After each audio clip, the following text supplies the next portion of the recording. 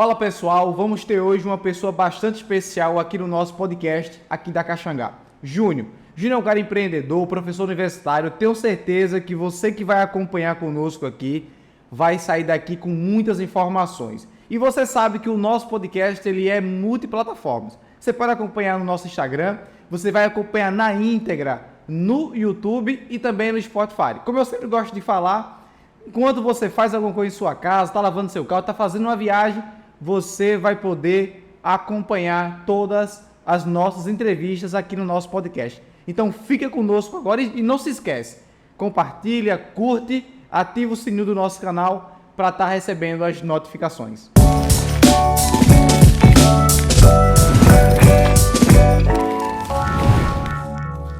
E aí, Júnior, tudo certo? Tudo na paz. Tudo na paz. Como é que tá esse coração, como é que tá essa emoção e essas expectativas para o nosso podcast? Paz é o melhor possível. Já participou de algum outro? Já participou. No mundo secular, já. Já, né? Então já tá bem tranquilo com o ambiente, né? Eu não diria tranquilo, é sempre um desafio, né? O coração acelera um pouco, Sim. Mas é uma oportunidade para a gente divulgar e compartilhar conhecimento. Perfeito.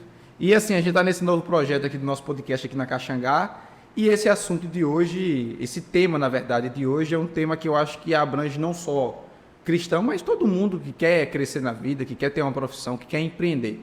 O assunto a gente vai tratar sobre empreendedorismo, mas não necessariamente só sobre empreendedorismo, né? Assim, acho que a ideia é que a gente vai desenvolvendo, mas o foco, pelo menos a ideia do nosso foco, do nosso bate-papo aqui é falar sobre empreender, como empreender. Mas aí, antes de fazer essa pergunta de como empreender, eu queria fazer uma pergunta que a gente sempre faz aqui aos nossos visitantes, quem é Júnior por Júnior? Bom, Júnior é... Primeiro, qual é o nome de Júnior? Todo mundo me conhece por Júnior na igreja, né? Meu nome é Ivaldir Honório de Faria Júnior. Então, é melhor Júnior mesmo. É melhor Júnior, pode ter né? certeza. Eu sempre assino Ivaldir H. de Faria Júnior, porque o Honório sempre tive um problema desde criança. Não que eu tenha muito hoje, sim, mas ainda assim tem uma marca lá atrás, né? Quando eu estava na escola, eu dizia assim, Irandi, Ivaldir, já estava com a mão levantada para dizer, terminar. Mas acabava dizendo Honório. Mas meu nome é Ivaldir Honório de Faria Júnior, conhecido como Júnior na igreja, Júnior no trabalho, só não sou conhecido como Júnior na universidade. Então eu sou formado em computação, sou professor universitário, sou empreendedor, consultor, né? Adoro projetos sociais, então eu sou voluntário em projetos sociais e também gosto muito de fazer mentorias com jovens estudantes, jovens que estão sem norte na vida, para que a gente possa colocá-lo num caminho, dar aquele empurrãozinho e desenvolver. Perfeito. Mas interrompendo, o meu currículo sempre tem cristão. É isso aí. Então, faz parte do meu currículo ser cristão, para que todos possam saber e entender que eu sou cristão. Isso é importante, Acho que é importante você ter essa sua identidade, essa nossa identidade, na verdade, e que fique muito claro. Porque hoje com essas questões aí, vamos dizer assim, politizada e tal, às vezes a pessoa fica um pouco contraído de não dizer que é cristão ou coisa do tipo. E já outros segmentos se declaram que são e ponto. E nós temos que declarar que somos cristãos, sim. Mas aí você falou do seu currículo, eu já peguei aqui algumas coisas que a gente vai discutir no decorrer do bate-papo, mas aí eu queria fazer uma pergunta que vai dar o norte aqui à nossa conversa. Como é empreender no Brasil, especificamente? Eu vou falar, na verdade são duas perguntas em uma. Como é empreender no Brasil e como é empreender no Nordeste? Ou existe alguma diferença por ser no Nordeste? Você acha que nessa sua experiência existe essa diferença nesse Brasil intercontinental que a gente tem, né? Você acha que existe alguma diferença disso? Não? Bom, existe. Empreender no Brasil é sempre difícil, né? Muito antes de surgir essa palavra empreendedorismo, ou da forma moderna que ela se encontra hoje, empreender sempre foi uma coisa árdua, devido a grandes impostos, a luta de se manter, né, sempre sobrevivendo e não vivendo. E no Nordeste existe ainda aquele preconceito. Além do preconceito, existe também as oportunidades. Porque o que é que ajuda a que um país, um estado, uma cidade, um bairro venha a se desenvolver? Exatamente o pilar público, o poder público, não é? Colocando iniciativas como editais de fomento ou até mesmo apoiando algumas outras iniciativas. Então, no Nordeste a gente tem pouco dessas coisas. Se você vai para São Paulo, para o Rio Grande do Sul, você tem muito mais oportunidades. Isso tem mudado? Tem mudado. Por quê? Porque o mundo está mais que globalizado hoje, né? As fronteiras se quebraram. Então acaba que as empresas que aqui estão podem concorrer com outras empresas do Sul, Sudeste, etc. E até fora do país. Mas eu diria que existe essa barreira, esse preconceito, essa dificuldade, mas é uma dificuldade dependendo do grau que existe em todo o Brasil, né? Fora do Brasil existe essa dificuldade, eu conheço algumas pessoas fora do Brasil, existe. Agora, é outra mentalidade, é outra forma de pensar. São outros tipos de dificuldades, né? E outra cultura. Sim. Outra cultura. Então, eu diria que quer ser empreendedor no Nordeste, independente da dificuldade, tem que tentar, tem que ser ousado, tem que ser ousada e superar, ultrapassar as barreiras. Perfeito. Porque é isso que faz o empreendedor, é ousadia, é inquietação. E não simplesmente uma dificuldade, ela vai existir, ela sempre existiu e vai continuar existindo, independente do grau. Perfeito. E, lógico, que a gente, analisando esse cenário que você falou, o governo ele tem um papel fundamental para o desenvolvimento do empreendedor, seja de um cara que quer abrir uma carrocinha de pipoca, até um médio empresário que quer abrir uma loja de algum segmento, de algum nicho. Eu não sei se, na sua percepção, o governo hoje não, eu digo historicamente, tem apoiado, acaba não criando possibilidades de crescimento, ou talvez até de abertura de empresa, levando em consideração que, por exemplo, no último mês de agosto, teve um déficit enorme, foi um dos meses que mais se fecharam empresas no Brasil. É crescente, na verdade, isso não é bom, porque quando se fecha empresa, perde-se posto de trabalho. Mas você acha que o governo ele tem um papel fundamental nessa questão do incentivo? Tem. O governo tem um papel fundamental. As pessoas também têm um papel fundamental, a sociedade. Eu posso falar com convicção que nos últimos 2 anos houve uma avalanche de fomento. Como eu falei, alguns estados fomentam mais e fomentam menos.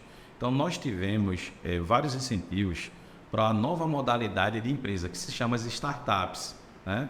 Para quem não sabe o que é a startup, que vai nos ouvir ou que está nos ouvindo, é um CNPJ de uma empresa inicial com pouca grana, uma instabilidade, ou seja, uma falta de certeza do futuro dela, ainda que não tenha um modelo de negócio, não sabe como ganhar dinheiro com aquele empreendimento e que precisa ser escalável. Escalável no sentido de quê?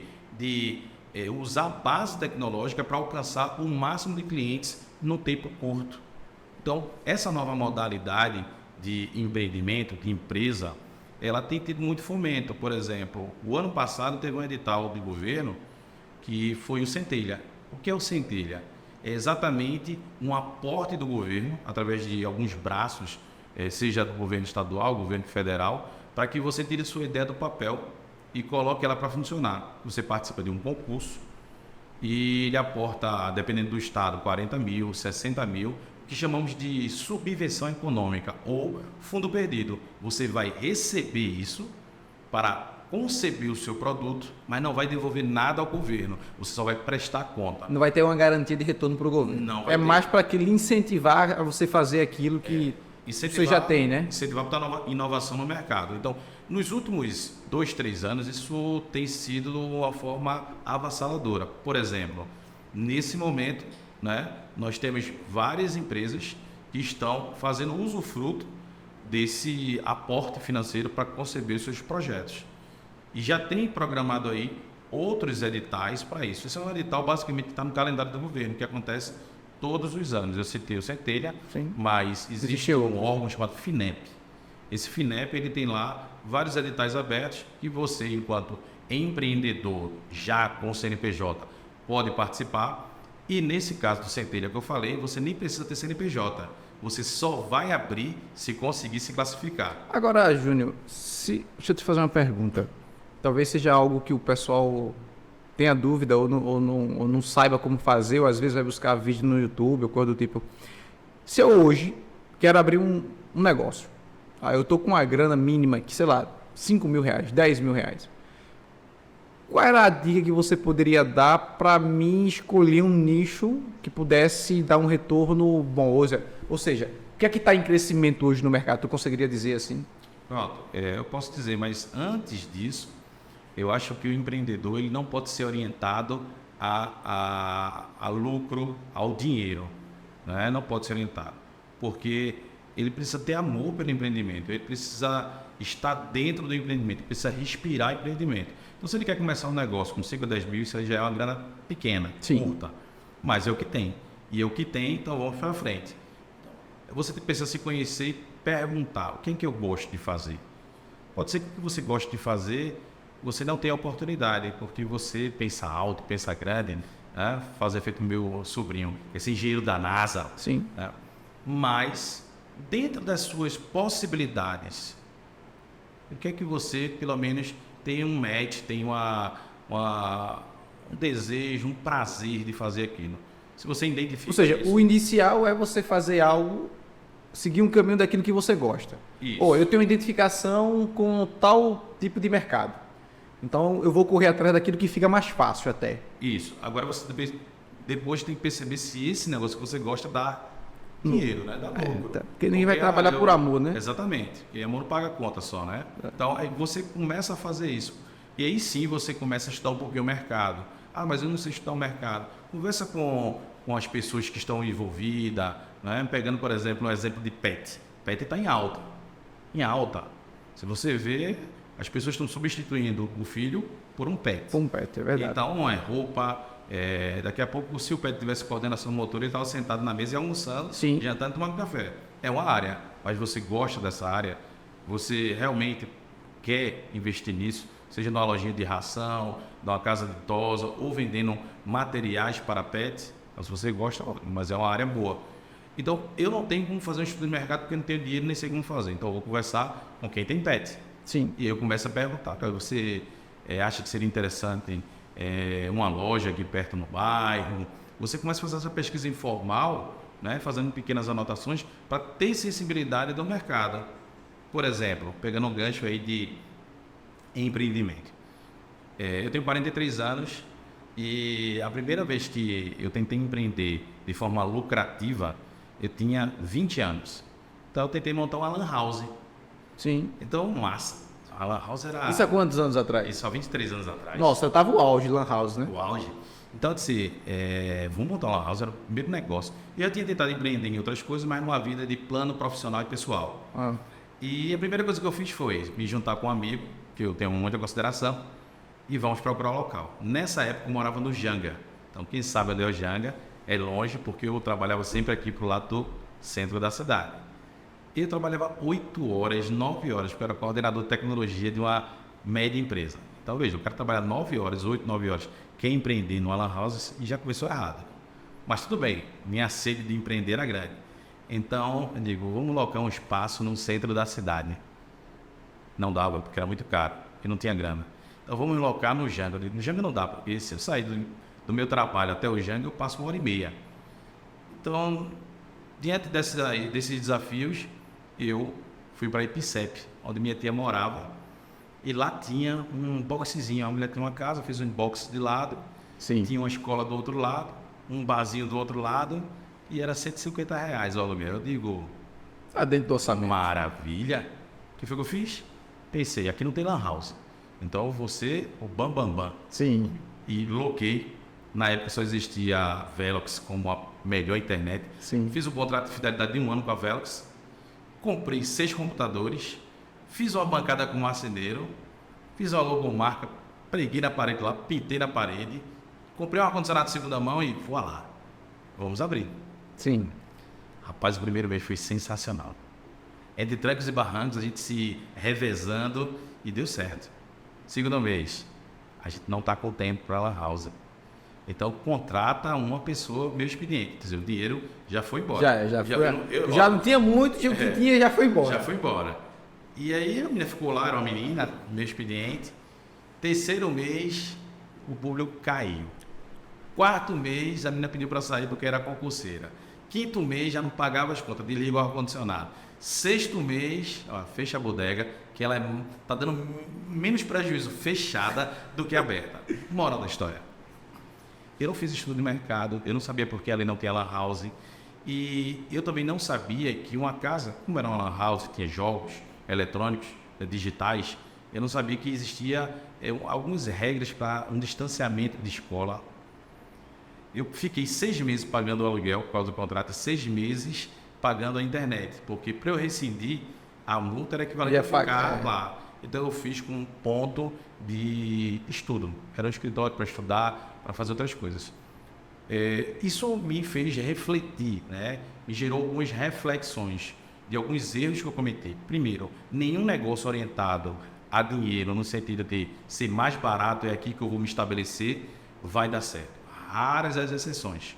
Então, eu acho que quando você vai empreender, tem que tomar muito cuidado, né? Quanto você tem, quanto você pretende gastar. Então, o planejamento é importante, né? O planejamento é importante. Só o planejamento? Não. Então, em resumo, a gente precisa ter, o ideal ter, na verdade, um plano de negócio. Agora, pegando o plano de negócio é muito interessante. Antigamente, o plano de negócio era 50, 100 páginas.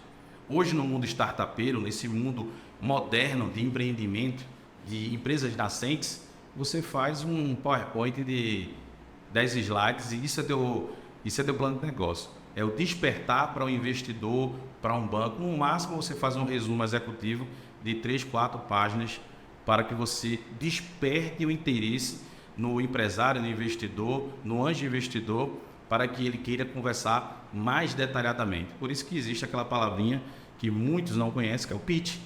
Né? O que seria o pitch? O pitch é uma forma de você vender o seu negócio num espaço curto. Por exemplo, existe o pitch elevator, ou o pitch de elevador. O que é o pitch de elevador?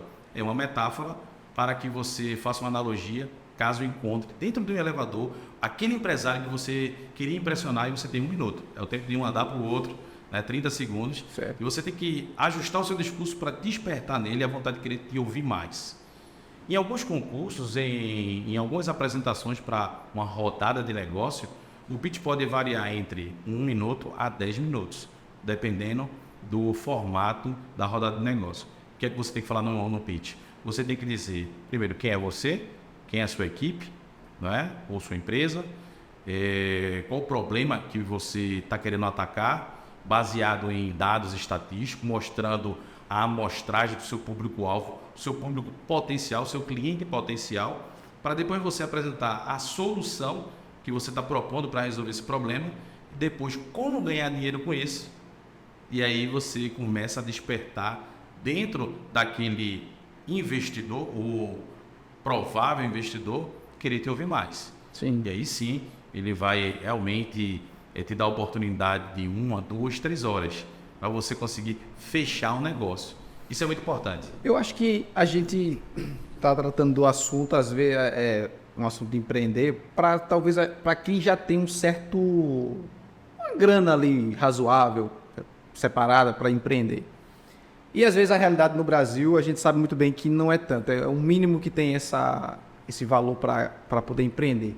Mas para a galera suburbana, dia a dia, que pega busão, às vezes tem uma vontade, poxa, eu queria abrir meu negócio.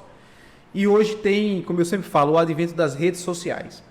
As redes sociais hoje ela vem com uma capacidade imensa de você poder ganhar dinheiro, não só de estar postando em verdades ou coisas do tipo, mas para ganhar uma grana. E aí, como alguém hoje, no seu ponto de vista, como uma pessoa que tem essa experiência nessa área aí de tecnologia, também na parte de empreendimento, de consultoria e tal, como uma pessoa poderia empreender hoje nas redes sociais, que basta ter um celularzinho ali razoável, ter alguns seguidores, e aí hoje as pessoas vendem links de, por exemplo, dropship, coisas do tipo. Como a pessoa poderia começar? Qual é a sua dica, por exemplo, para esse tipo de negócio?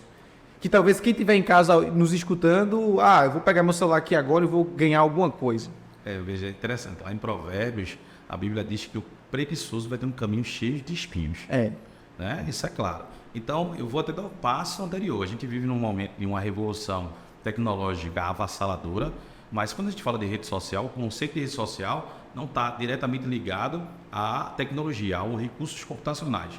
Eu me lembro de que quando eu era estagiário, né, muito tempo atrás, eu vinha no ônibus e sempre fui uma pessoa inquieta, né? Então eu vinha pensando em coisas. Tá? Então eu estava lá no ônibus, ocioso, então eu vinha pensando eu nem pensava em empreender, mas eu vinha pensando em produto, de como melhorar isso, de como melhorar aquilo. E quando eu conseguia pensar nessas coisas, a primeira coisa que eu fazia era compartilhar com os amigos, colegas, para tentar despertar neles a vontade de querer participar daquela ideia, daquele empreendimento. E quando eu falo empreendimento, vale a pena a gente dividir, porque existe um empreendimento com fins lucrativos, tá? E existe um empreendimento social. Então, nessa época tinha muitas ideias para empreendimento social. Lembrando que, mesmo sendo um empreendimento social, a empresa ela precisa ter uma saúde financeira, ela vai ganhar dinheiro, ela só não tem distribuição de lucro. Sim. Então, quando você não tem grana, você tem que socializar, buscar parceiros, buscar pessoas que acreditem na sua ideia. Então, na minha época, funcionava assim. Hoje é muito mais fácil. Hoje eu consigo me conectar com um empreendedor que está lá do outro lado do mundo, através de uma postagem, através de um e-mail, através do Instagram, ou qualquer rede social que seja da moda. E aí você consegue no YouTube fazer comentários e se comunicar, e vai LinkedIn, meu Deus do céu. Então você consegue despertar dentro de qualquer pessoa o interesse. Sim. Eu me lembro que no Instagram tem uma equipe de pedreiros que eles com pá e com colher de pedreiro eles fazem sons e cantar e tal. Então eles marcaram lá, não me recordo, um cantor ali americano muito famoso, e o cantor viu e respondeu. Então veja, no Brasil, uma galera pobre, numa brincadeira, ele conseguiu despertar o interesse em alguém. Então eu acho que as pessoas primeiro têm que sonhar. Depois que as pessoas sonham, tem que tentar materializar esse sonho. Por isso que a gente tem que ter o poder da abstração, de sonhar e depois de tentar colocar em prática. É inovação. Inovar é pensar, sonhar e depois agir. Muita gente tem essa questão da inovação, acha que a inovação é algo mais para a área da tecnologia, mas eu acho que é muito pessoal. Inovar não é só você pegar aquilo que você imagina ali e tentar aplicar em alguma coisa. Esse alguma coisa pode ser de um negócio, para quem tem acesso àquele negócio, exemplo, como você falou, a questão do pet. E aí eu tenho uma pet shop e eu queria fazer algo diferente, mas antes da pet shop a gente iniciou um trabalho de mercado. A gente começou a pesquisar, viu que tinha um déficit de o pessoal fazia o curso, mas não tinha como ter ferramenta. Então a gente comprou algumas ferramentas e começou a alugar. Foi um nicho que a gente encontrou que deu massa, a gente não continuou, preferimos seguir com outro negócio. Mas a questão da inovação é isso, é você achar dentro de um mercado algo que você possa aplicar. Seria mais ou menos isso? Sim. A inovação ela tem como mãe a necessidade. Então, tem pessoas que conseguem inovar, estão atentas às oportunidades, tem pessoas que inovam porque parte de uma dificuldade que ela vivencia. Sim. É lógico que você só tem que tomar cuidado que a sua dificuldade não é a dificuldade do mundo. E aí eu vou voltar àquela situação. Não tenho dinheiro, como é que eu inovo? Rapaz, mais uma vez, hoje a internet, você não consegue gastar nada, porque a maioria das pessoas tem um celular, tem uma conta de rede social, e você tem que tentar ser usado, ousada, tentar ser original, Sim. ser você mesmo, porque às vezes as pessoas querem criar uma armadura, uma roupagem para vender algo que não é real. Sim. Então, eu acho que as redes sociais dá essa pegada, mas você pode tentar outras coisas também. Você começa ali vendendo, por exemplo, eu vi uma reportagem aqui no cruzamento da Ibiribiri, o cara vendendo um picolé de gravata, água de smoke. Não é lógico, ele vai ficar rico? Talvez não, mas é um ele diferencial. fez um diferencial e ganhou visibilidade. Sim. Ganhou visibilidade. Dali ele pode galgar novos cargos. Né? É verdade. Você começa Isso é inovação. Isso é inovação. Inovação é você transformar algo que já existe de uma forma que ela seja mais rápida, melhor e menos custosa. Ou você cria um produto ou serviço que ainda não existe. Não existe no mundo? Não. Não existe no seu ecossistema, na sua localidade. Você vai daqui para Garanhuns. Aí Garanhuns não tem, por exemplo, zona azul eletrônica de estacionamento de carro. Se você leva isso para lá agora, isso é inovação, mas Recife já tem há mais de 15 anos. Então, mas lá a inovação é dentro do seu cenário, do seu ecossistema. Então, se você pegar uma comunidade, que a comunidade, por exemplo, não tem energia, mas todo não tem energia, mas aqui não tem. Se levou energia para lá, inovação. É como as redes sociais em si, veja, você talvez lembre, eu lembro um pouco, não é muito do meu tempo não, Sei. o Orkut. O Facebook veio e estourou. Era uma coisa que não existia. O Orkut já era uma rede social que já não fazia, obviamente, as mesmas funções que o Facebook faz hoje ou o Instagram faz hoje. Mas lá você tinha contato, você tinha uma rede, né? Tinha as comunidades, que eram os grupos. Então era algo que já existia. Então o Facebook ele vem e inova. Ele traz algo de que já existia, mas ele diferencia em alguma coisa. Então a inovação, como você falou, não é só ter algo, inventar algo, mas é pegar algo que já existe e melhorar. E aí é uma coisa interessante que você falou. O Orkut perdeu o mercado. Perdeu o mercado por quê? Porque não continuou inovando. Então, todo empreendedor, seja ele pequeno, médio ou grande, ele precisa ter uma visão, né, além do alcance. Ele precisa estar sempre pensando como alguém pode me quebrar, para que ele possa se redirecionar. Se você pegar a história da Samsung, que hoje é um dos maiores, vamos dizer assim, players, ou seja, empresas da área eletroeletrônica, começou no mercado de pesqueiro. Sim. E ela saiu pivotando. O que é pivotar? Né? Para quem vai nos escutar e que não entende muito dessa área. Pivotar é redirecionar o seu negócio.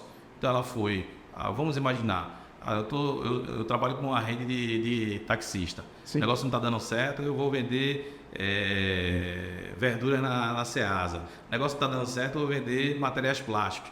Até que você consegue achar seu nicho, se estabiliza e cresce. Então, isso é pivotar, é redirecionar o negócio, tá? Mudar o seu ramo. A Samsung fez isso e deu muito certo. Poderia ter dado errado? Poderia. Mas você tem que estar sempre olhando para frente. Isso serve para um pequeno negócio, para um grande negócio, né? Eu vou contar outra história que eu fui empreender. Em 2015, eu e um amigo meu fomos empreender em camisas UV. Então, eu era um anjo investidor e ele era o operacional. Sim. Então, o nome da nossa marca era DOT UV, e nós tínhamos um fabricante, ou seja, ele comprava, ele costurava e botava a nossa marca. Nós escolhíamos o tecido, etc e tal. Nosso principais concorrentes era a UV Line, que é fabricante, muito conhecida no mercado nacional, e a Litorâneos. Sim. Na época, em 2015, uma camisa da Litorâneos que era mais barata era R$43. Era verdade. E a nossa era ali 40, 45, mas o nosso produto era tão bom quanto. Então a gente criamos um e-commerce do zero, ou seja, uma página para vender, né? Foi um pioneiro, porque assim, e-commerce em 2015 era uma coisa comum ter. Só que a gente teve um problema, porque o esforço foi tão grande para conceber do zero e-commerce e manter ele, isso sugava muita energia. Até que a gente descobriu uma plataforma que a gente pagava R$150 e poderia montar o e-commerce lá. Já tinha tudo montado. Vocês criaram o site tudo? Do zero. Do zero. E aí depois disso, lições aprendidas, nós migramos para esse fornecedor de soluções. Mas por que vocês assim, decidiram criar? Era por vaidade de querer fazer algo do zero? Vaidade que eu digo a forma de dizer assim, eu quero criar com o meu estilo, a minha cara. Ou vocês simplesmente acharam, não, a gente é capaz de fazer, vamos fazer porque é mais barato? Não, aí é outro erro. A gente não fez uma pesquisa profunda para ver se já existia uma solução pronta, e mais barata, e pensamos que seria mais econômico criar do zero. Sim. Então, até eu diria que foi até mais econômico a curto prazo. Mas a longo prazo, você não tem uma equipe para manter qualquer problema. E o esforço ali aplicado, às vezes, não vale a pena, né? Não vale. A gente teve um problema que foi grave. Que o pessoal entrava no e-commerce para comprar e teve um problema exatamente na hora do CEP, que era a integração com os correios. E ali travava.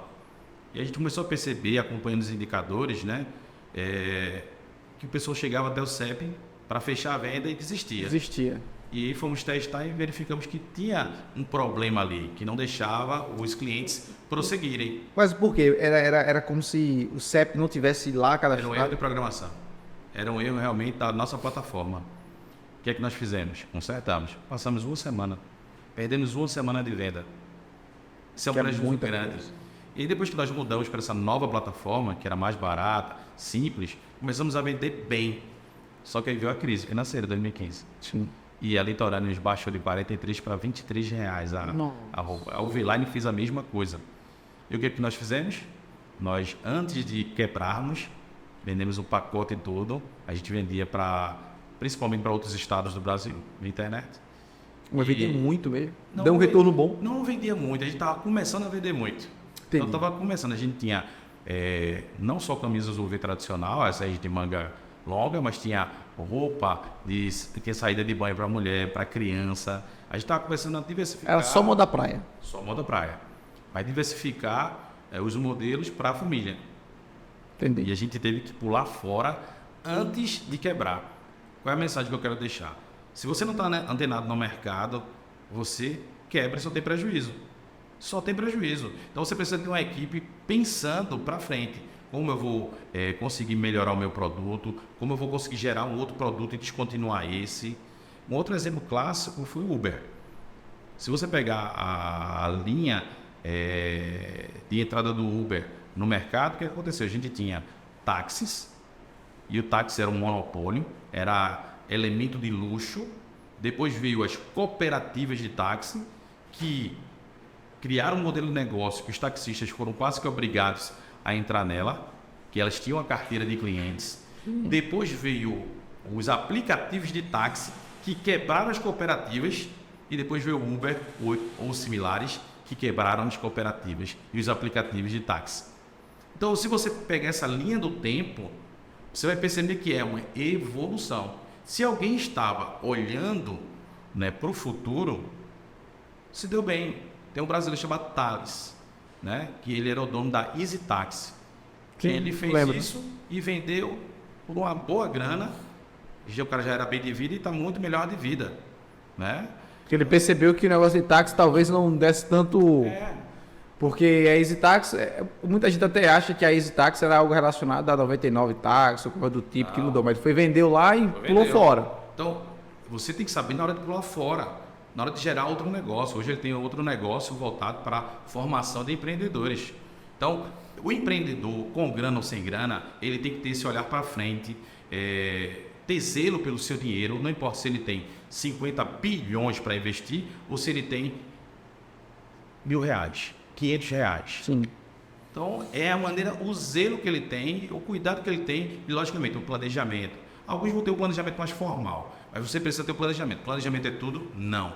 Você tem que ter uma estratégia oriunda do planejamento, mas você tem que ter execução. Planejamento sem execução é alucinação. E execução sem planejamento é loucura. Loucura. Porque a margem de dar erro, de você naufragar, é grande. Então, eu acho que é esse ponto que deve ter um olhar mais criterioso, cuidadoso.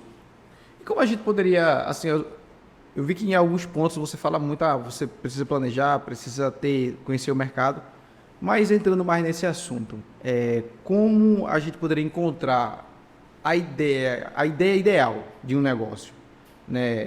Eu, por exemplo, a gente trabalha no ramo de pet, pesquisamos muito, foi algo muito desafiador. Foi algo desafiador tanto quanto manter, foi desafiador encontrar essa necessidade, ver, buscar, às vezes um ponto. Como você falou, você abriu o seu negócio num local, a Lan House, que talvez não era um local apropriado. Né? Porque naquele tempo, o pessoal jogava videogame, né? Counter-Strike, sei lá, Mortal Kombat. A turma ia para Lan House para estudar, não, ia mais para jogar. Isso. Depois, dependendo do local, quando você olhava para algumas Lan House, por exemplo, na cidade, eu achava que era mais para trabalhar, para fazer aquele que sabe café, aquele negócio todo. Mas como a gente consegue encontrar, no seu ponto de vista assim, hoje, com suas experiências, como a gente consegue encontrar a ideia ideal de negócio, mediante o cenário atual? Primeiro, você tem que estar conectado no mercado. Eu costumo dizer o seguinte, sozinho... E mercado que você fala não é especificamente aquele tipo de mercado, mas no mercado amplo. Uma visão ampla para poder analisar o que é que consegue... A não ser que você já tenha o seu mercado definido. Eu quero trabalhar com agronegócio, aí beleza. Eu quero trabalhar com soluções computacionais, eu quero trabalhar com gastronomia.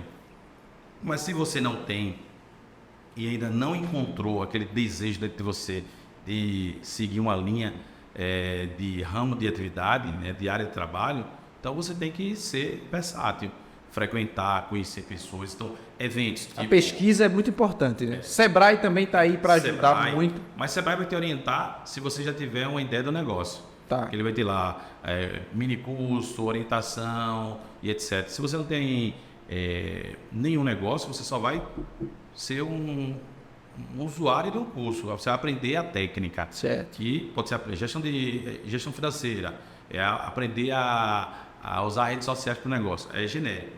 E aí você perde um pouquinho daquele potencial que se você já tivesse um negócio.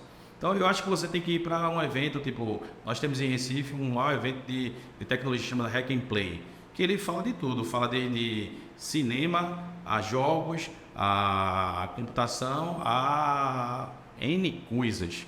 Aí a gente tinha antigamente a Campus Party, que está para voltar o ano que vem. A Campus Party é um evento que tem um mote tecnologia, mas não é sobre somente recursos computacionais. E eu queria fazer só um adendo aqui. Sim. Quando a gente fala de tecnologia, principalmente essa nova geração, esses nativos digitais que nasceram já nesse boom, eles acham que tecnologia é computação. Tecnologia não é computação. O que é tecnologia? Tecnologia é algo que resolve um problema. Por exemplo, um lápis de madeira, ele resolve o problema. Você quer escrever? Ele escreve. É uma tecnologia. É uma tecnologia. Né? Um copo. Eu quero beber água. É uma tecnologia. Ele resolve um problema. Isso é importante, porque as pessoas acham, tem essa ideia de, não, tecnologia sempre remete a algo computadorizado, a algo desenvolvido com, enfim, com tecnologia da NASA, coisa do tipo.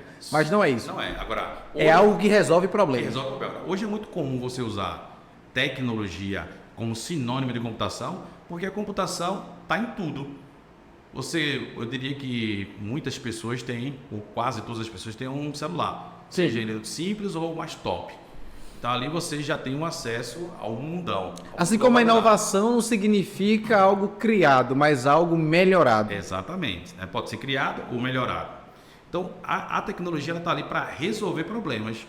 E se você tem um problema, você pode resolvê-lo de forma analógica, sem computação ou com computação.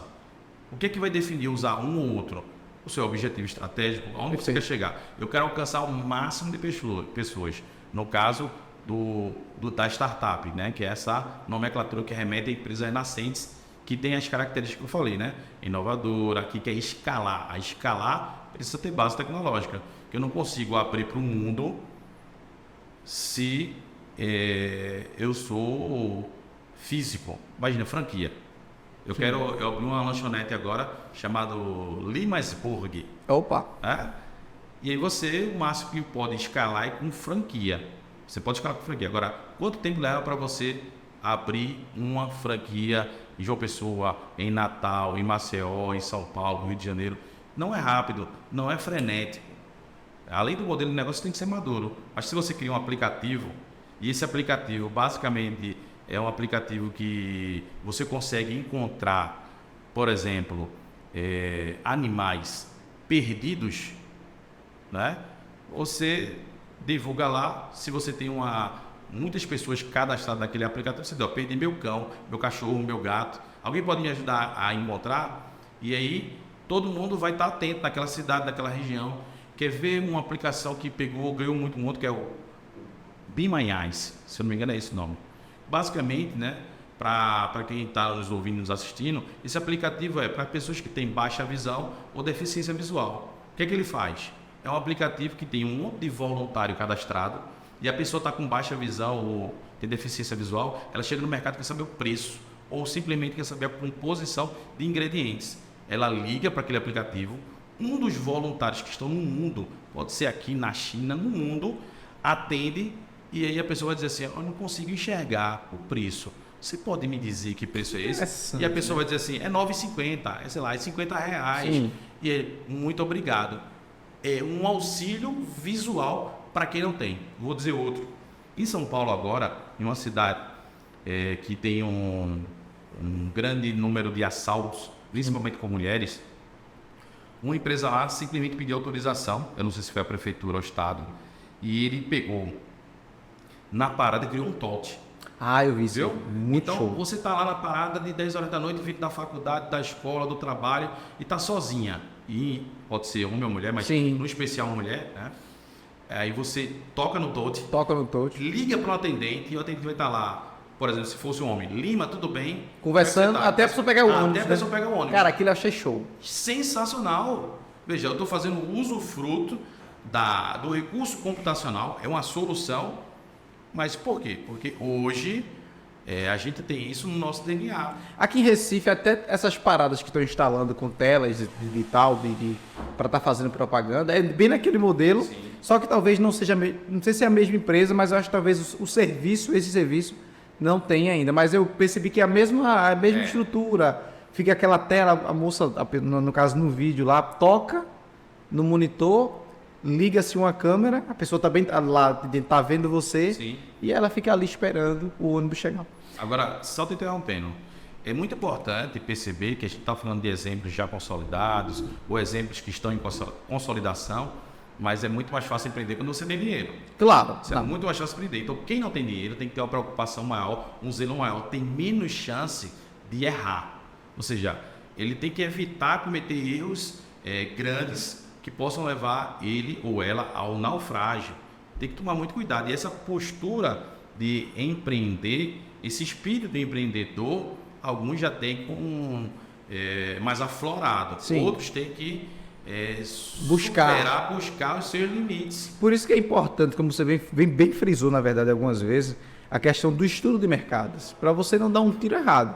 Eu, no meu caso, por exemplo, quando a gente abriu a Pet Shop, nós ficamos muito preocupados, porque a gente não tinha muito, tipo assim, se desse errado, a gente não ia quebrar. Porque a gente tinha uma grana limitada, sabia o que queria, então a gente estudou o mercado, muito estudado, pontos de onde abrir, o que a gente conseguia atender dentro daquela estrutura.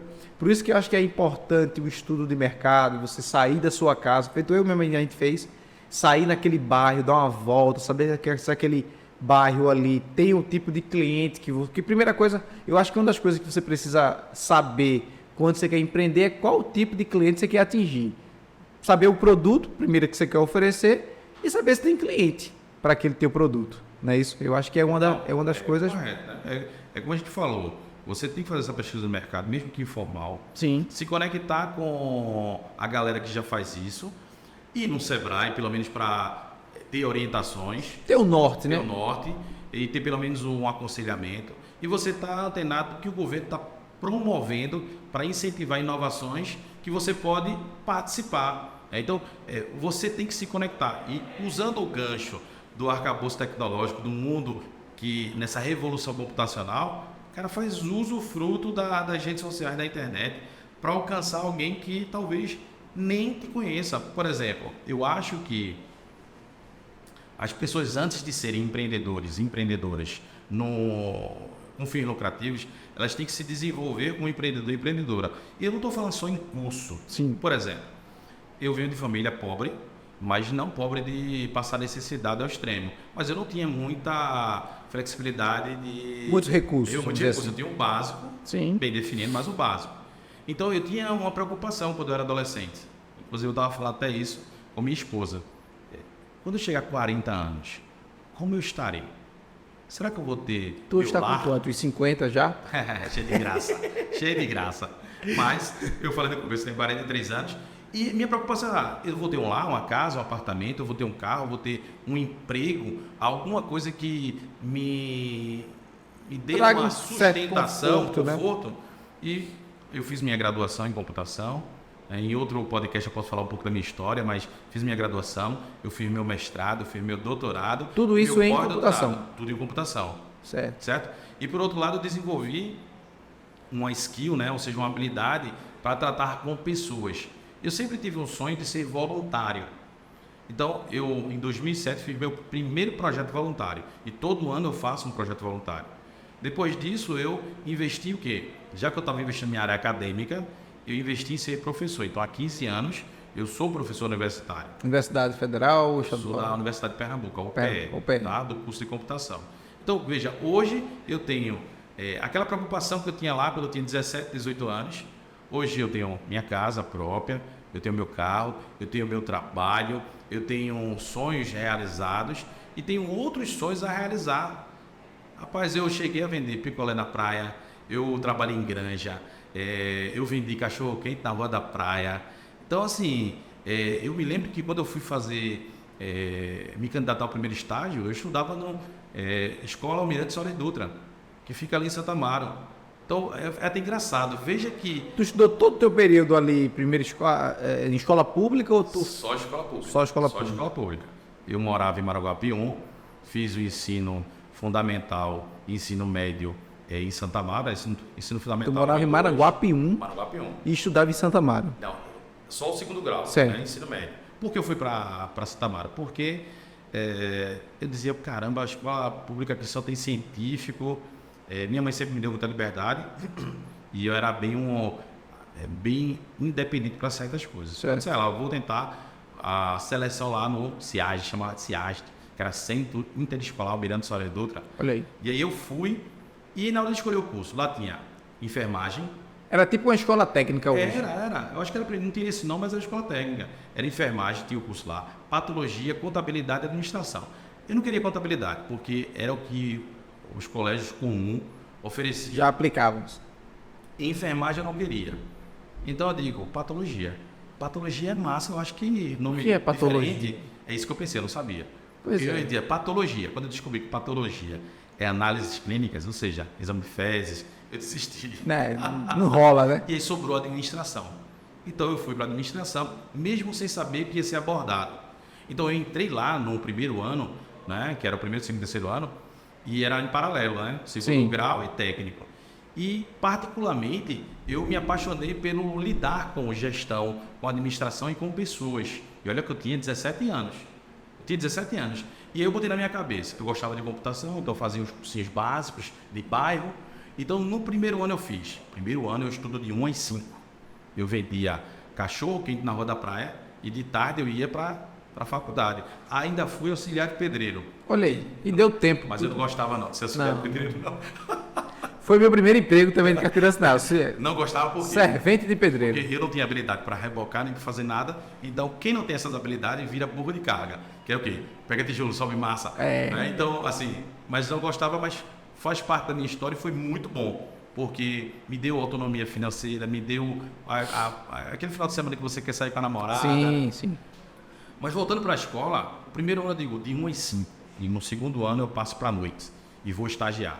Rapaz, eu saí de Maranguapium no segundo ano para ir para o CIE, que você não tinha internet, ele não tinha site, a internet era discada. Então eu esperava meia-noite para ter um pulso só. Meia-noite. E o CIE não tinha atendimento online. Então você tinha que ir lá por telefone. Então eu saí de casa de 6h30 da manhã, 6h30, para chegar no CIE ali na Rua do Progresso, né?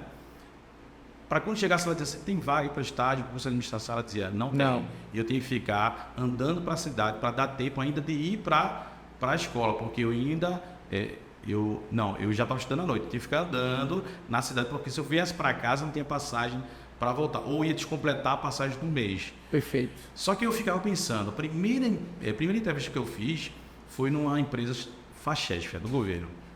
Minha mãe sempre dizia, Júnior, aprenda da datilografia. Júnior, aprenda da datilografia, eu nunca gostei. Então, primeiro estágio, o cidadão me recebeu e disse, ó, bata um cheque nessa máquina da datilografia. Eu fui bater um cheque lá, primeiro que eu não sabia nem onde ligava a máquina, que era máquina de datilografia eletrônica. Eu disse, meu Deus do céu. Eu virei ela de cabeça para baixo, ainda bem que ele não estava na sala, achei de ligar, mas errei o cheque e não passei. Eu estou falando um pouquinho dessa minha trajetória, por quê? Porque foi nesse momento que você começa a ver características de como empreender, do espírito do empreendedor. Toda entrevista que eu fazia uma auto-reflexão, onde eu errei. Veja que eu não tinha ninguém para me alentar, né? Meu pai era separado da minha mãe, mas minha mãe não teve essa grande preocupação nesse meu estágio de transição para o mercado de trabalho. E meu pai também não. Então eu fazia, errei ontem. Essa habilidade eu não tinha. Fui para outro. Aí não fiquei, era a livraria Síntese, que não existe mais. Aí eu disse, eu acho que eu não fui seguro. Eu dei uma gaguejada, então eu não posso gaguejar. É uma reflexão. Fui para uma terceira, isso 17 anos, viu? Aí eu digo, eu acho que eu não olhei firme nos olhos, então eu tenho que olhar firme. E eu ficava fazendo essas auto-reflexões até que eu consegui uma vaga numa empresa alemã chamada Walter Weitz, não existe mais. Mas você precisa ser ousada, você precisa fazer uma auto-reflexão, você precisa pensar onde você errou, onde você pode errar. E aí você começa a fazer o quê? A desenvolver uma habilidade talvez que estava adormecida. Mais uma vez, tem gente que já tem isso de uma forma muito ativa. E tem gente que não tem. As pessoas sempre dizem assim para mim, eu não sou criativo, eu não sou criativa. Então o Tadão tá aberto. Agora, Júnior, deixa eu te fazer uma pergunta. Você falou que que hoje você faz mentorias de jovens, você desenvolve jovens.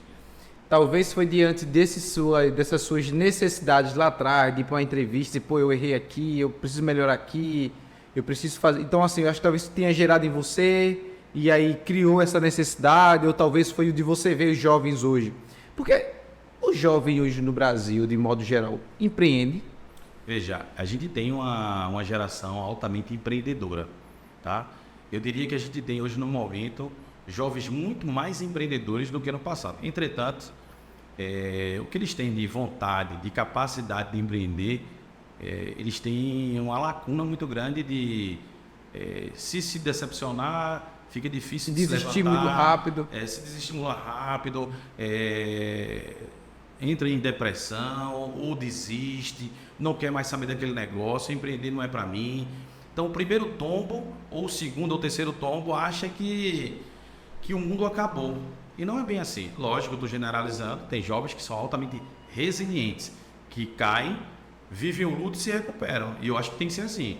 Eu sempre fui assim. Sim. Eu acho que você cai, você sofre, você tem Faz que parte do jogo, né? chorar, viver o luto, mas a alegria vem pela manhã.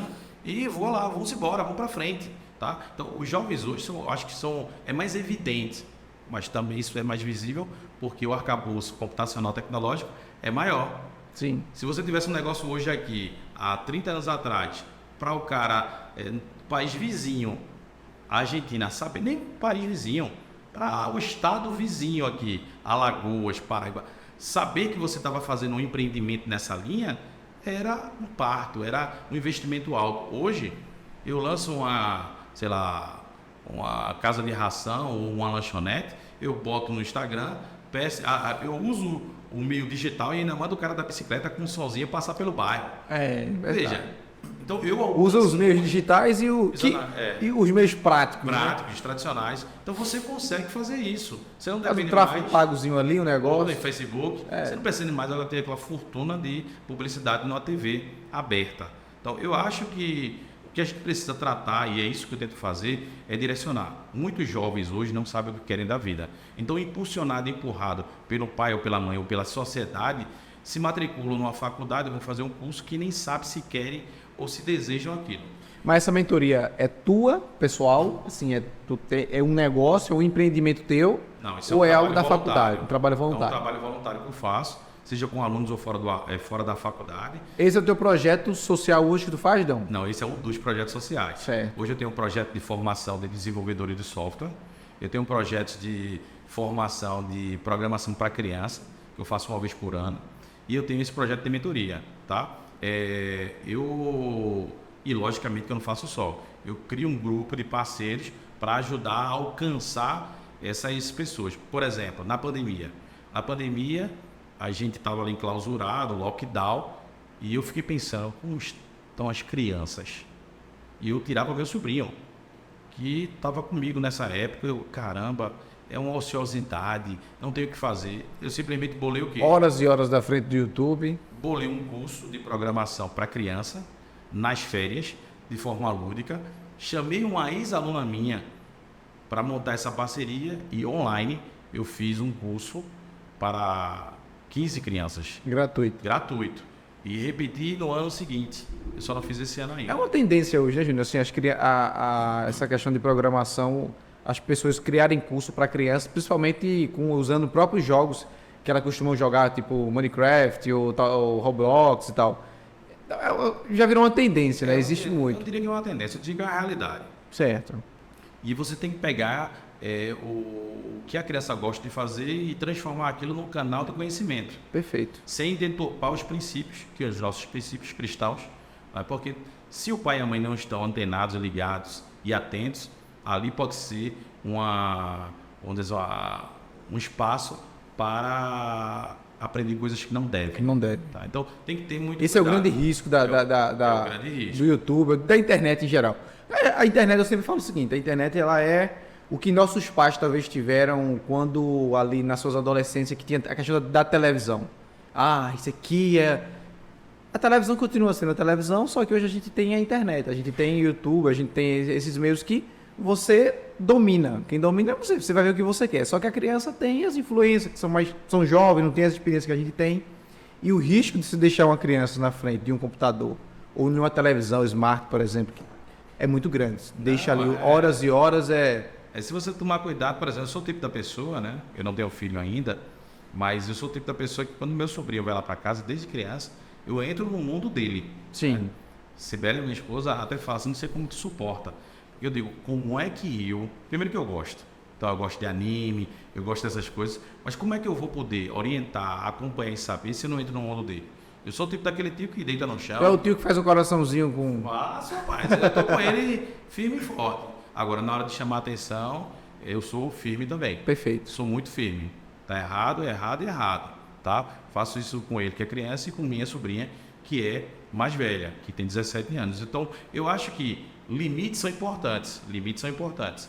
Mas que você precisa também se colocar no lugar, numa perspectiva da criança, do adolescente, para você entender, né? E montar uma estratégia de como não afastar seu filho, seu sobrinho, ou até mesmo alguma criança, um ente querido. E eu estou falando não, da minha pessoa para a criança, mas imagina, da minha pessoa para minha avó. Sim. Né? Se você tem uma bisavó ainda, que são realidades totalmente diferentes e distintas. Então, nós temos que ter essa estratégia. E isso não é diferente dentro de uma organização, de uma empresa, de um empreendimento, porque você contrata diversidade. E você precisa tomar cuidado, que é uma pessoa mais nova, mais velha. Tem um filme que é O Senhor Estagiário. Sim, ótimo aquele. Já assisti umas duas vezes já. É espetacular. Pronto, eu tenho um sonho de fazer um programa daquele, de gerar uma oportunidade para a terceira idade. 50 a mais aí. 50 a mais. Programa 50 a mais que tem, né? Eu diria que eu queria pegar dos 60. 60 Porque a mais. 50 você ainda tem uma vitalidade, uma juventude, a sua energia ainda está bem equilibrada. Algumas empresas já têm até esse programa. Eu conheço um amigo que já tem uns 50 a mais. Mas aí... são multinacionais, né? São grandes empresas. Sim, são grandes Mas empresas. pense em pequenas empresas. Porque as grandes Pequenas empresas, e médias empresas. Eu acho que a sociedade tem que despertar para isso. Parar de pensar individualmente, pensar coletivamente. Eu acho que isso faz a diferença. Por isso que eu gosto de trabalhar o jovem, a orientação. Por exemplo, eu tenho um projeto pessoal meu, não diria que é projeto, mas algo que desperte em mim e aquece meu coração.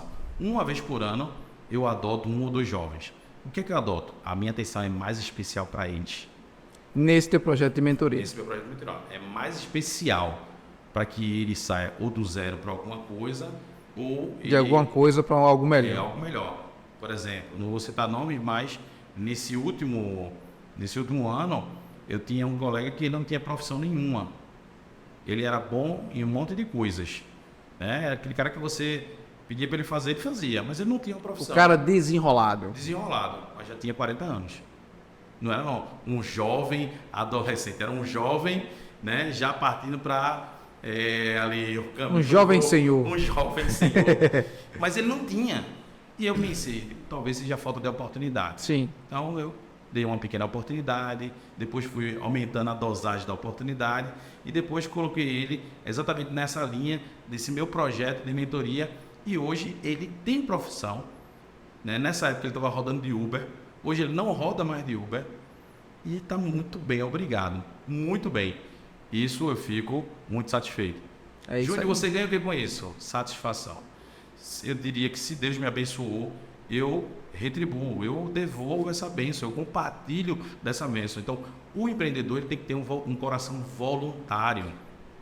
Ele tem que ser altruísta. Ele tem que se preocupar com a sociedade. Uma vez eu escutei um empresário dizendo o seguinte: todo mundo tem responsabilidade social. Todo mundo tem, mas poucas têm comprometimento social. A responsabilidade social, eu faço o que a lei manda, o que o senso comum ali tem nos seus limites e preconiza. Comprometimento, eu vou além. Eu não só te dou o dinheiro para tu resolver o problema do teu mês, eu te ensino a como ganhar dinheiro para tu se sustentar. Sim. É feito, você está falando, você me envia a mente aqui uma frase que certa vez eu citei, eu não lembro, não é minha, mas a pessoa estava falando sobre inclusão. Lembrei agora. Fui na faculdade, minha esposa me convidou lá para fazer uma palestra sobre inclusão no curso dela. E aí eu falei uma coisa interessante lá, que eu tinha escutado de alguém também. Aí ele falou assim, a pessoa falou e eu repliquei lá, ó. Inclusão é você chamar um deficiente, no caso lá era relacionado a deficiente. É você chamar um deficiente para uma festa. Isso é inclusão. Agora, para participar é você chamar esse deficiente para dançar. É o que você falou. Uma coisa é você convidar, por exemplo, um A+, um A50, um A60 para trabalhar numa empresa. Fazer participar, incluir ele, é você dar atividades que você daria a uma pessoa de 20. Né?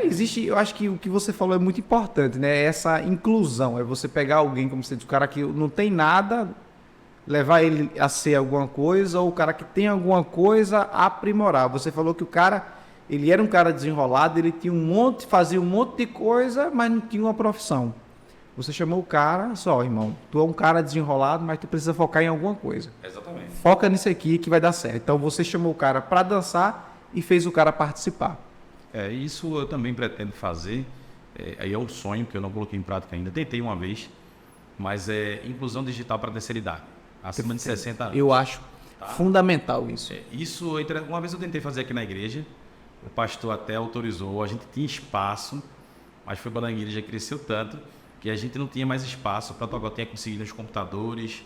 Eu lembro, né? Eu lembro. Mas aí acabou que, por falta de espaço, os computadores quebraram, mas eu ainda tenho esse sonho de realizar, de fazer, executar esse projeto, de começar na igreja, porque eu queria fazer isso aqui, de abrir para os membros mais de 60 anos. Tem gente que é muito desenrolado, de 60, 65 anos. Mas imagina aquele vovô que está em casa, o filho trabalha, a filha trabalha, o neto está estudando e está em casa. Às vezes não sabe mexer no celular, né, Júnior? Às vezes não sabe. Só sabe fazer chamada e receber. Isso. E, enfim. E é incrível, quando eles aprendem, rapaz, não querem mais soltar, não querem mais largar. Porque vira quase que um amigo virtual, uma forma de você falar com o seu filho lá do outro lado do mundo, ou até mesmo durante o dia, ficar mandando florezinha.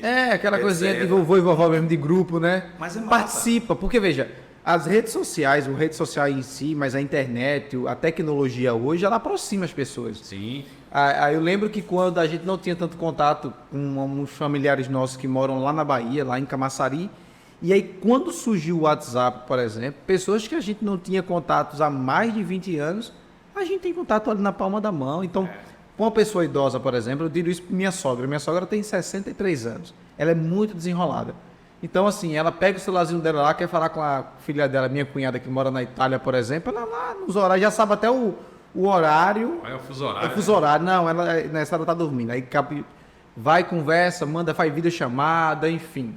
Então, isso ajuda bastante. Eu acho que isso é importante. Eu acho que isso é um projeto que deveria, assim, manter ele aí no momento oportuno, a gente colocar isso em prática. Sem dúvida. Esse projeto tá vivo, né, muito aceso dentro de mim. E a primeira oportunidade que nós tivermos, a gente vai executar. E outra coisa que eu queria deixar como legado de conhecimento nesse podcast é que não pare de estudar. Não pare de estudar. Mas eu não gosto, não quero fazer faculdade. Então você profissionaliza. Faça um curso de mecânica, de marcenaria, de, sei lá, de encanador, de qualquer outra coisa, de redes sociais. Mas ache uma profissão, um ofício que vai te sustentar, que vai sustentar a tua família, que vai te fazer alavancar, ter um crescimento pessoal, ser próspero. Talvez você não fique rico ou rica, mas você vive bem com o que tem. Isso é prosperidade. Ô, João, eu só quero te chamar tudo de João, não sei porquê. Ô, Júnior, mas deixa eu te falar uma coisa. Tu acha que, às vezes, uma ideia que eu tenho aqui, aí eu lembrei agora. Às vezes a gente tem uma ideia de que as pessoas hoje querem fazer o que gostam, por exemplo, quer se formar numa profissão que gosta, galera jovem, né? Quer se formar numa profissão que gosta, mas não se profissionaliza naquilo que precisa. Porque eu penso assim, aí você pode me corrigir se eu estou pensando corretamente ou não.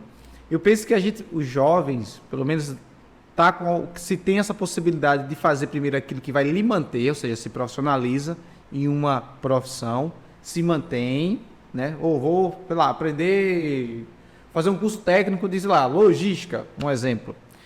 Me formei, vou trabalhar na área, já estou bem consolidado aqui, já me capacitei, eu agora vou fazer algo que eu gosto. Porque nem sempre aquilo que você se forma é aquilo que você gosta. Sim.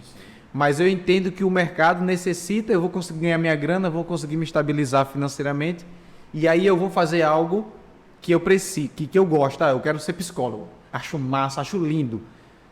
Vou me formar, são 5 anos, pô, tu não vai conseguir ganhar dinheiro como psicólogo nem tão cedo, porque tu vai ter que estudar 5 anos ali para se formar. Talvez o mercado não é igual, 5 anos para frente não vai ser. Então, quem entra na faculdade hoje, de medicina, ou eu digo medicina porque é o que necessita, mas em algum nicho desse, daqui a 5 anos vai ser outro mercado totalmente diferente. Então, eu vou ser porque está em alta. Está em alta hoje, mas não significa que daqui a 5 anos está em alta. Tu acha que a ideia tem algum sentido, tem coerência? Eu acho que tem coerência, mas você pode encurtar isso sendo estratégico. Por exemplo, qual é a nossa dificuldade? É que a nossa educação básica é deficiente. O pessoal na Europa ou o mundo árabe ali ensina a criança a negociar ainda na linguagem durante a infância. Por isso que os árabes são um dos maiores negociadores do mundo. Sim. Tá? Então nós queremos aprender empreendedorismo no ensino médio, na graduação. A gente tem que aprender e fomentar a criatividade na infância, a empreender na infância, a negociar na infância. Se eu consigo fazer e dar essa educação, eu consigo despertar um senso de estratégia. Então, a criança, o adolescente, quando ele chega para escolher a profissão e ele começa a pensar estrategicamente, caramba, se eu for por esse lado, eu faço o que eu gosto ou eu faço o que eu preciso, mas ainda vou ter que fazer outra graduação para o que eu gosto. Então, o que é que daqui eu gosto? Então, tem 3, 4 opções do que gosta. E em ordem de prioridade, eu gosto mais desse. E tem mercado, eu tenho condições de entrar, mas o que acontece, a realidade é outra. A realidade é orientado só ao mercado, eu tenho que entrar nisso porque isso dá dinheiro, depois eu faço o que eu amo, o que eu gosto. Então, eu acho que se você puder aproximar ou unir isso, e aí requer essa reflexão antes. As crianças, adolescentes não fazem essa reflexão, porque primeiro, segundo, terceiro ano é uma avalanche de informação para Enem, vou ter vestibular, Enem, não tem nem tempo de pensar. Ele ainda tem que administrar a pressão da família, da sociedade, se não passar. É verdade. Então, a gente vive hoje de uma maneira que as crianças estão entrando na faculdade sem preparo psicológico, emocional, e aí vem depressão, desencadeia problemas de saúde mental. Mas assim, tem lógica sim que você está falando, tá?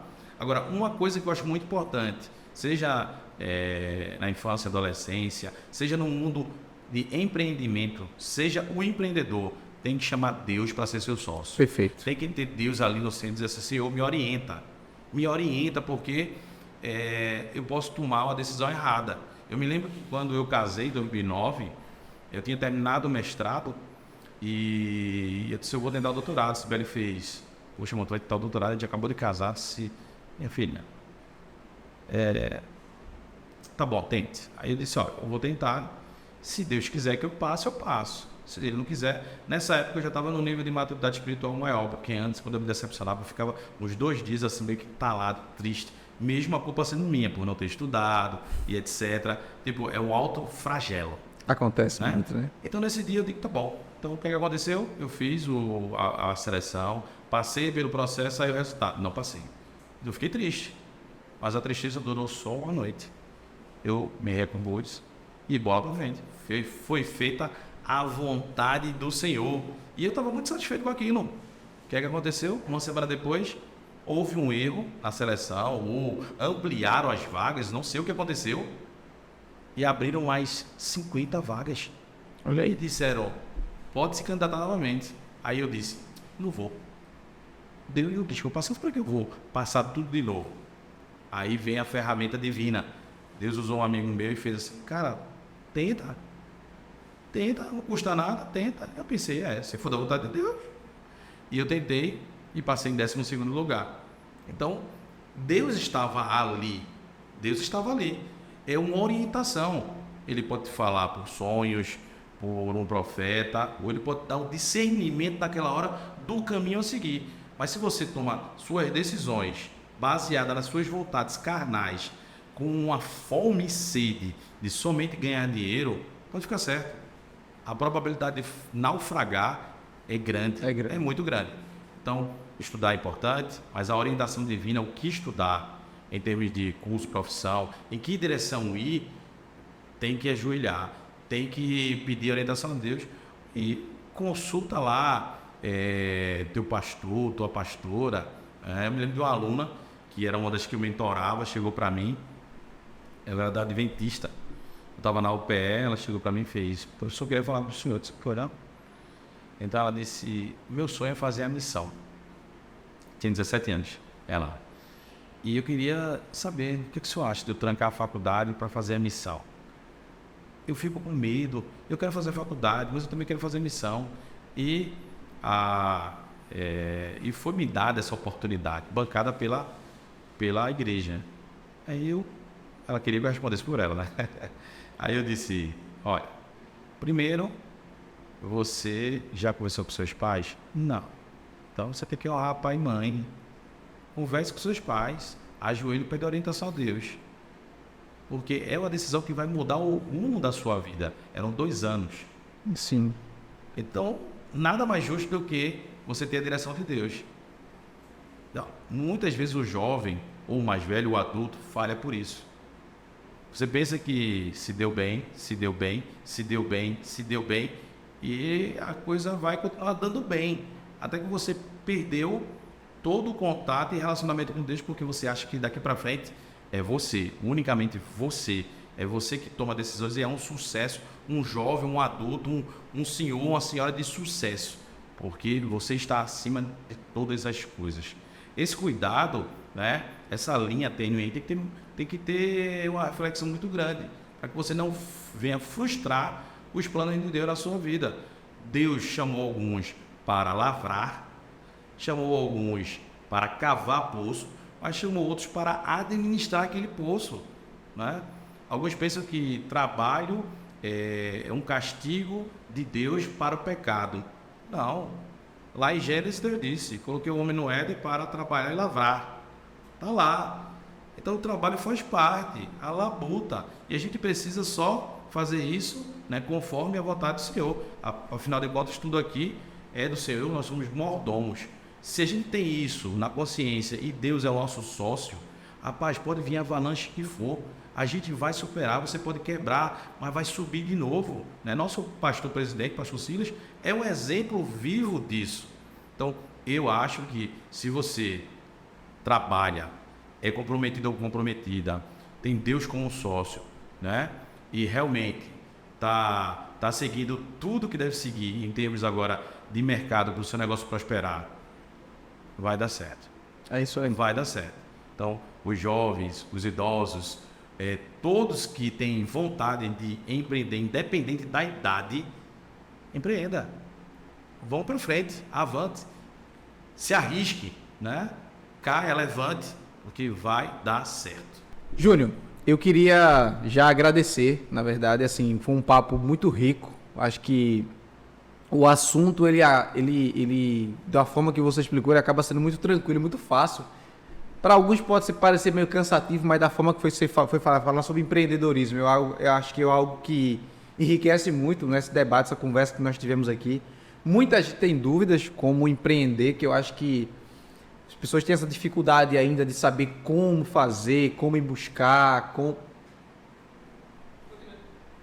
Eu vou voltar, porque eu vi que a parada saiu aqui. Vamos lá, vou. Júnior, queria agradecer sua participação nesse episódio. Eu acho que foi um episódio muito rico. As informações que foram aqui apresentadas enriqueceu muito. Tenho certeza que muitas pessoas vão sair daqui já com uma ideia, ou pelo menos com suas ideias mais assentadas de como empreender. Empreender não é fácil, principalmente quando os recursos não são tão, são curtos, são poucos. Mas eu tenho certeza que assim, os caminhos que você apresentou, por mais que tenha sido uma conversa rápida, 1 hora, os caminhos que você apresentou, eu acho que fica fácil para as pessoas tomar um norte e poder seguir nessa viagem que é empreender. Como você falou, não é fácil empreender no Brasil, tem suas particularidades empreender no Nordeste, mas eu tenho certeza que as pessoas vão sair daqui hoje, vão ouvir esse podcast, tanto no Spotify ou no YouTube, um pouco mais, saiam mais felizes e direcionados.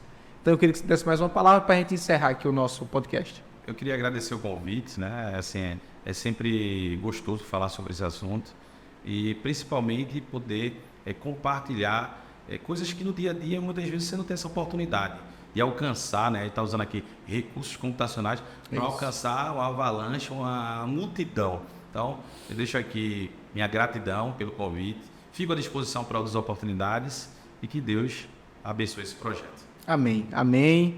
E eu quero mais uma vez agradecer. Bom, Júnior, então, meu muito obrigado. Espero que a gente vai sim, pode ter certeza, voltar com você aqui em outros episódios para tratar de outros temas ou nos aprofundar um pouco mais em empreendedorismo. Meu muito obrigado. Fala pessoal, finalizamos agora o nosso podcast com o Júnior. Como você viu aí, professor universitário, empreendedor, um cara cheio de informações e de conhecimento. E compartilhou esse tempo conosco aqui. Eu tenho certeza que você que esteve conosco saiu daqui riquíssimo de informações. E como eu sempre falo e você sabe, o nosso podcast ele é multiplataformas. Você pode acompanhar a gente na íntegra pelo YouTube, assim também como o áudio pelo Spotify. Então entra lá. Não esquece de compartilhar com tua família, com o pessoal. Alguém que está querendo empreender, faz isso, compartilha com ele. Os nossos cortes estão na nossa página do Instagram, que você pode também estar curtindo e compartilhando com o pessoal. Caso queira alguma dica, queira dar alguma dica no nosso canal, é só mandar nos comentários.